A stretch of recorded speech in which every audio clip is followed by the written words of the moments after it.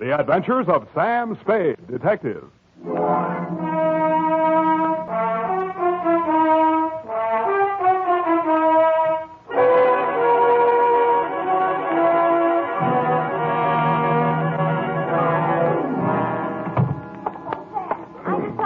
On the phone. She works in the sleep shop, you know, next to the knobby knit. Yeah. And she says they advise their nightmare customers to put a heating pad under the kidneys. Oh. And instead of milk toast, just a little beef broth and some warm wine. And pine oil. In the wine? No, in the broth. I mean the brass. Back, Sam. Oh, Sam, look at you. Black eyes and scratches. Your lips cut. You didn't go home at all. I did so. When you promised me you were going straight home for that much-needed rest. And all the time you knew you were going straight to some sordid bar and get into a brawl. And I even bought these things from the sleep shop. Next door to the knobby net. To Detective Lieutenant Dunne, Homicide Detail, San Francisco Police. Medical authorities agree that lost sleep can never be made up. From Samuel Spade, license number... 137596. Fatigue is cumulative. Subject, the Insomnia caper. Dear Dundee. Honest, Lieutenant, this is how I got into that mess last night. Honest. I'd been feeling a little rocky for 2 or 3 days. There was nothing much wrong with me, but as my secretary, the ineffable Miss Perrine, said... Sam, what you need is a good night's sleep. Which, Lieutenant, is how I happened to be at home, in bed, at 10:30 in the p.m., wearing a sleep shade, earplugs, and quiet pajamas. At 10:45, my right arm went to sleep. I turned over. That's when one of the earplugs fell out. I tore off the sleep shade, dug the plug out of my other ear, stuck my head under the pillow, and was just beginning to drowse off, but...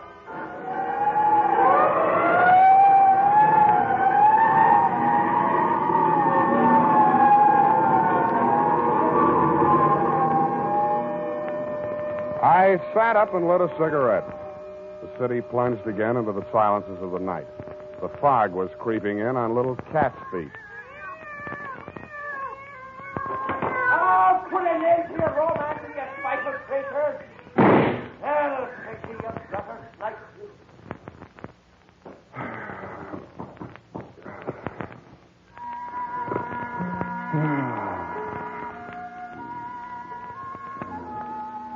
Then all was peace and quiet again in Post Street. Nothing but the sound of foghorns way out on the bay and the rhythmic throb of the cable car mechanism under the California Street incline. This time I almost made it, and then... Go on, scream your guts out. See what it gets you. Get over it. You dirty...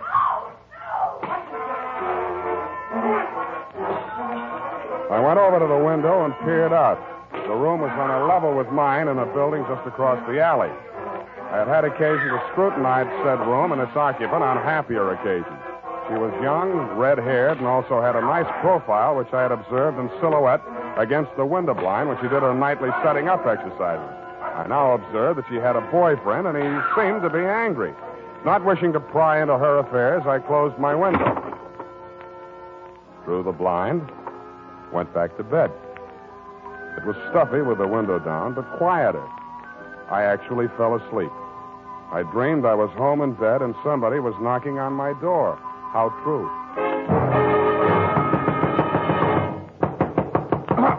Please, open the door, let me in. Who is it? Effie? Yes. Okay.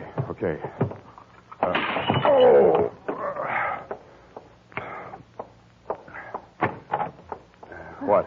Please, don't be angry. May I come in for a minute? You're in. Oh, thank you. I know this seems peculiar, a perfect stranger. I saw you in the window. That makes us even. I have the apartment across the alley. Yeah, I know. And you saw him strike me. No. Well, you must have heard. I heard a lot of stuff breaking. Well, my ship models, he threw them all over the room, broke them to bits. They weren't especially valuable, and besides, they were presents from him. So... Now I get it. Now, you came here to tell me all about your collection of ship models. I think that's real neighborly of you, Miss... Dubar. Doreen Dubar. Yeah, well, it was nice meeting you. Drop in again sometime, and I'll show you my collection of trout flies. Please, don't send me away. I'm deathly afraid of him. His name's Dan McCrae. He's a merchant seaman. His boat just got in today, and... Yeah, but why me? Well, I've seen you in the window so many times I somehow felt I knew you. That's foolish, I suppose.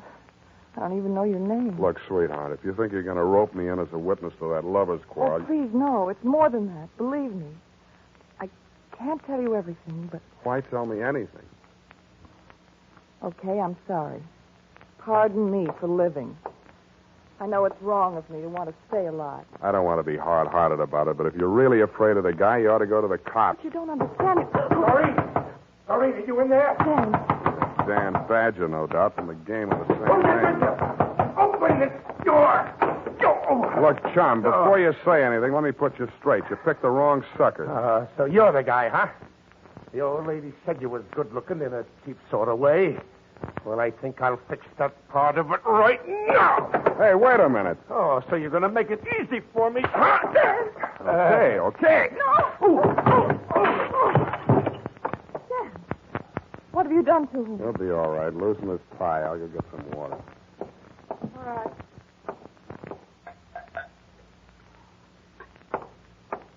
Is he coming around? Oh, where'd she go? Hey, Dan, wake up. Come on. Swallow it. What'd you hit me with? Where's Doreen? She dissolved. Come on, get up. Okay, Shepard. This is your round. Who? Not that it matters, Danny boy, but who? You're Frank Shepard, ain't you? You stupid. Can't you read? The name's on the door. Spade. Here's my card. Huh? A detective. What was she doing here? Her story was that she was running away from you. Now beat it, will you? It can't be too fast for me. I'm sorry, Spade. I've been at sea too long, I guess. The old lady over there told me Doreen was seeing the sky every night. Channel fever or something. I blew my top. Yeah. No hard feelings, Spade? Ah, forget it. But when you do catch up with that guy, Shepard, watch your left. You telegraph it.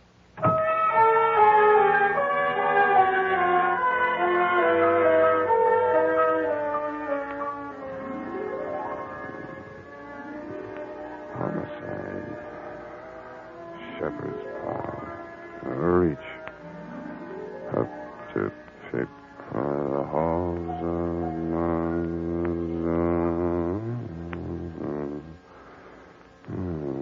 Oh, boy, look at me. I'm dozing. Don't answer that, baby. Let it ring.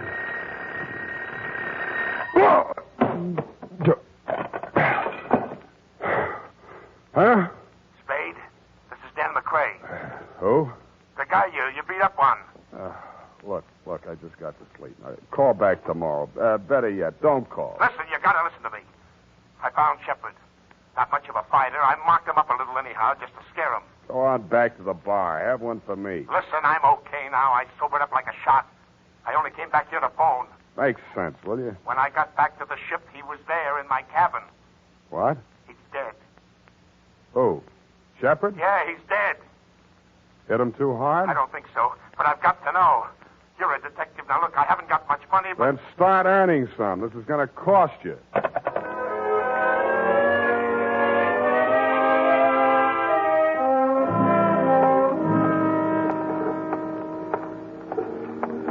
Hello, Dan. Well, you got here quick. I'm a real fast sleepwalker. This the ship? Yeah. Come on, I'll take you aboard. Give me the rundown. Shepard took your girl while you were away at sea. You slapped her around a little, broke her toy boats, and generally behaved like a bad boy. We'll skip that little exhibition match in my apartment. Then what? Come on, up this ladder. About those ship models. One was missing. She acted funny about it, and guess where it was? In Shepard's hotel room. Yeah? The Boston Hotel up on Broadway. Crumb dump. I shook the address out of that old lady. Never mind that now. So you went there, went up to his room, worked him over. But he was alive when I left there. That's clear. Then I had drinks in a lot of different places. I think I was in some other fights. Yeah, you look it. I don't know who with, just faces, a lot of blurs. I don't even know where all I went. Then I don't remember anything till I'm in an all-night beanery down here on the Embarcadero and a cab driver's holding me up on the stool pouring coffee to me. Then I came aboard. Yeah? Come on in my cabin. I'll show you.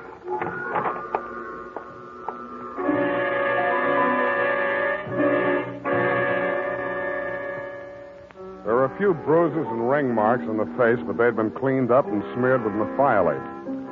I know you're not supposed to touch anything until homicide gets there, Lieutenant, but this one had obviously already been tampered with, so I didn't think you'd mind if I rolled him over just enough to peek at the back of his head. There was a tiny cut on his scalp near the base of the skull, not more than 1/4 of an inch long. It had hardly bled. I frisked the pockets. In his wallet, $38, identification card, Frank R. Shepard, Boston Hotel, San Francisco, and a snapshot of Doreen sailing a model Chinese junk in a pond someplace. In his cigar case, cigars.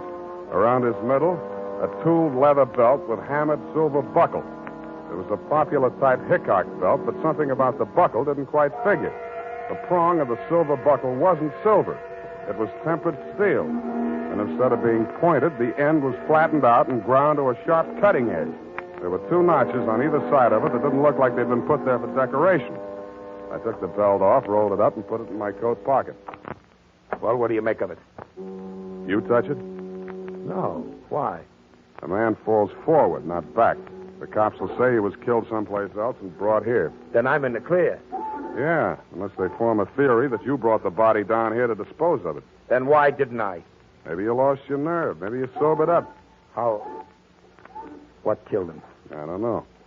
Maybe internal injuries, maybe a head injury, or both from that beating you gave him. Maybe he just dropped dead, heart attack.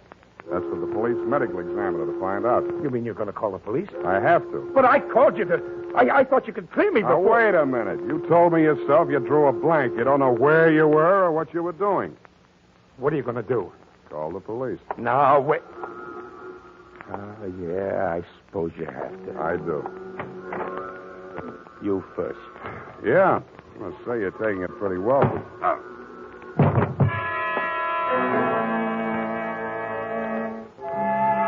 I had a small dream. Abstractions, you know, cubes and circles. Nothing worth describing. But after I'd given homicide the rumble and crawled home to my own trundle, I did better. I dreamed I was Wild Bill Hickok, the belt tycoon. I was working on a promotion scheme for a new combination belt buckle, toothpick, and murder weapon. Sam Spade, Sleepyhead.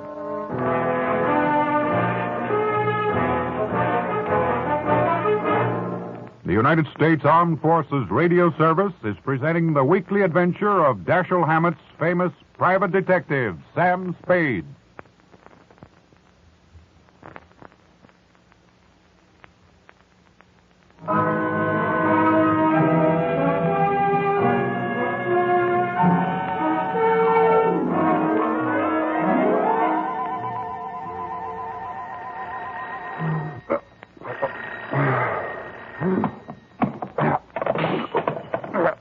Nuts. Sam? Unique Garage, Harry speaking. Yeah, this is Dunne, Sam. Okay, Lieutenant, you got me. What time is it? It's, wait a minute. 10 after 3. Any sign of dangerous Dan McCrae, that rat, my client? Another whiff.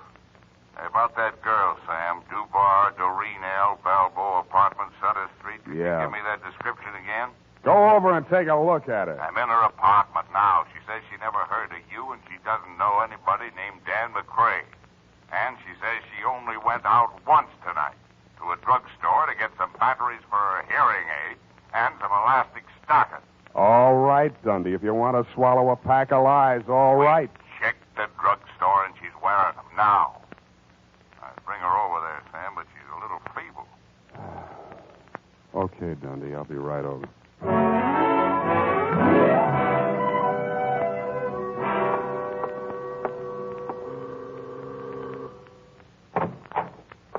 Hello, Dundee. Come in, Sam. I want you to make sure, Sam, this is the apartment. Yeah. That's my window just opposite. You can see the bed that I just got out of to come over here in response to your untimely call.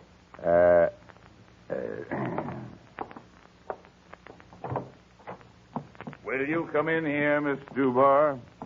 Certainly, Lieutenant. I'm very anxious to make that man's acquaintance. She was about 65 years old with a pleasant motherly face, gold-rimmed bifocals, hearing aid, and snow-white hair. Over her shoulder, I could see into the kitchen. Sitting at a table facing away from me was an old man. In front of him on the bench were 3 ship models in various stages of disrepair. Broken masts, rudders, and with a mallet and a tiny chisel, he was shaping a piece of wood. I guessed that it was a broken spar from one of the hulls. Well, Sam, still say this is the same apartment? Yeah. Same apartment, different people. But you must be mistaken, young man. My brother and I have lived in this same apartment for nearly 20 years. She's lying, Dundee. Have you checked the janitor, the building manager, anybody? Janitor says she's been living here since he took the job in 41. We're trying to locate the building manager now. According to your story, Sam, the girl and McCrae had a big row in here, busted up a lot of furniture stuff. I don't see any sign of it. They could have cleaned it up. It doesn't make sense, Sam. Okay, I dreamed the whole thing, but those ship models, I didn't dream them. McCrae mentioned them, the girl mentioned them. Busted ship models. There they are on the table in the kitchen. My goodness. What seems to be the trouble now, Dory? Just why is this young man so excited about my model? I declare, Sven, I can't make head or tail of it. Something about a girl with the same name as mine and a young man, I forget his name, who seems to have killed somebody named Shepard, I believe it was. Oh, you're so worried about the ship models, young man. Dory, could it be the girl who brought these over to me to repair? What was her name? It's just on the tip of my tongue. Who did she say sent her, Sven? Wasn't that Shepard? Well, no, With all due respect to your age, nuts. I'm getting out of here, Dundee, while I can still remember my own name. I gotta get some sleep.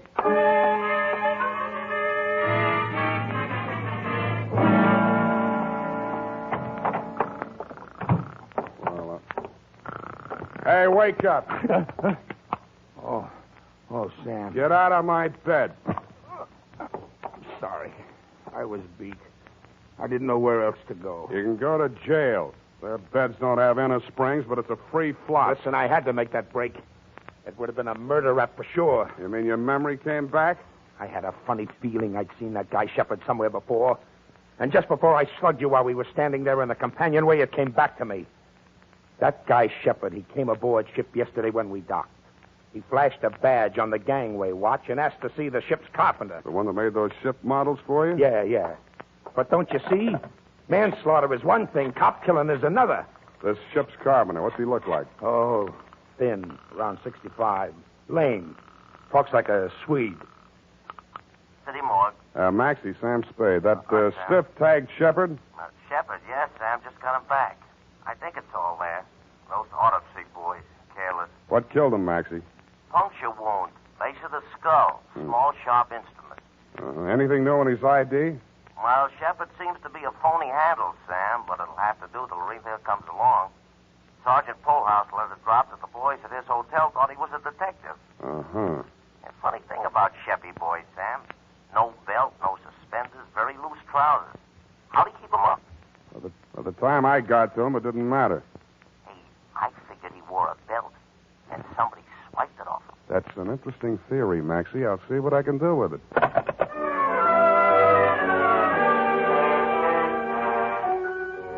I tucked Danny Boy back into my bed, locked him in, and gumshoed around the block to the Balboa apartment.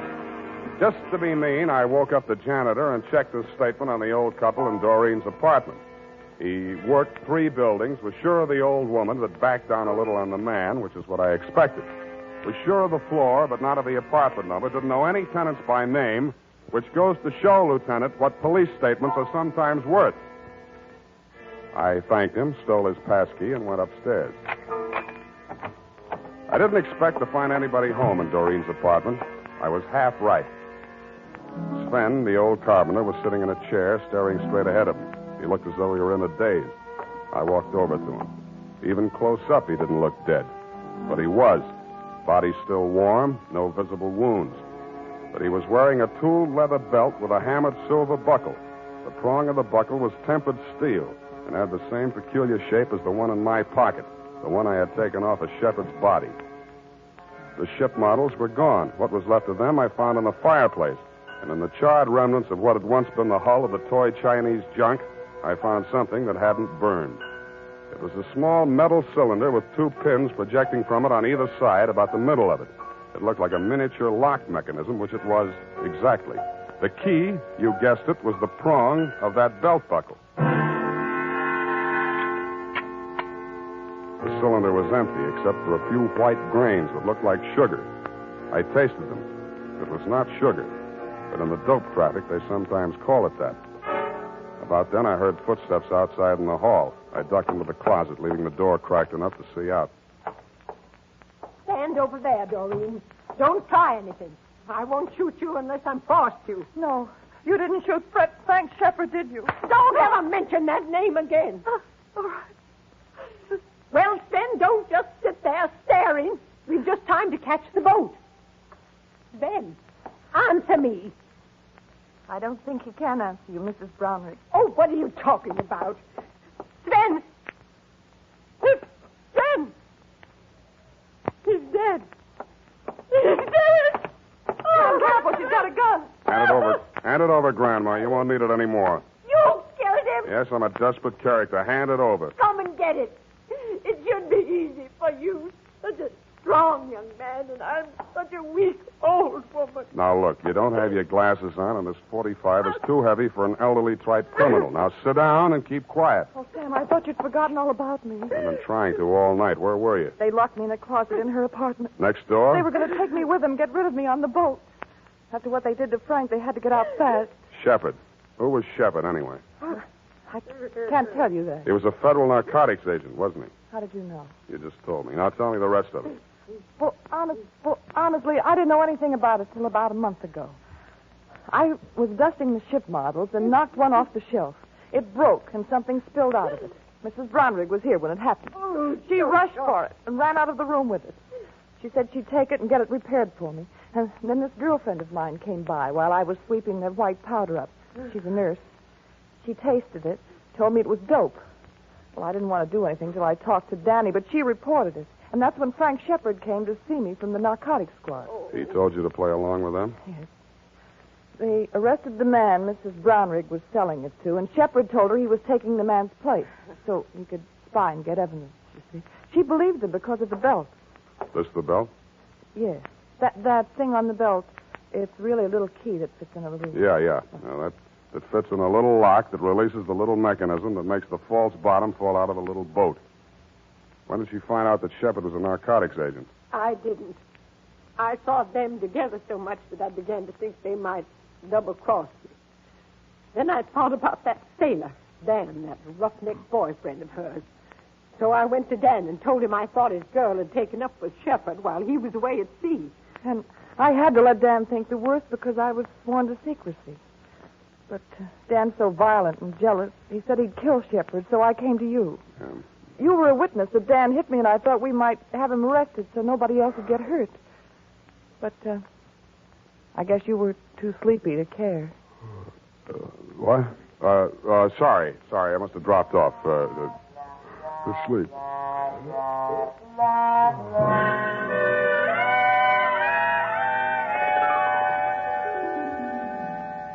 Period. End of report. But, Sam... Yes, Angel? Didn't you arrest that terrible old Mrs. Earwig? Brownwig, Effie? Wasn't it Brownrigg, Sam? One of her aliases, no doubt. In reply to your previous question, yes. Who killed Mr. Shepard, Sam? And how? Look, Eff, you'll recall that Sven was shaping a piece of wood with a small chisel and a mallet. The fatal wound, you recall. Oh, and who killed Sven? Sit down. I want to have a serious talk with you. Oh. No, over here. Yes, Sam. Stop twisting your handkerchief. Yes, Sam. Effie, sometimes I think you've been a detective secretary too long. Warps the outlook. Sam, are you trying to tell me that my services are no longer required? You see, that's what I mean. You jump to conclusions. As in the instance of the death of Sven. I only asked who killed him, Sam. Exactly. Did it ever occur to you that some people, especially old, feeble people, just die? Yes. Quietly? Sitting in a chair sometimes? Yes. Sometimes in bed in their sleep? That'll never happen to you, Sam. Sick. But it did happen to Sven. Perhaps the excitement of his criminous activities, fear of discovery, his impending flight were too much for his heart. On the other hand, it might have just been old age. Of course.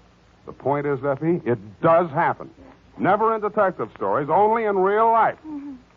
Well, I guess that's all. Good night. Sam, you're not sleepy. Nevertheless, I'm going home to bed. Oh. Well, good night, Sam. Good night, sweetheart.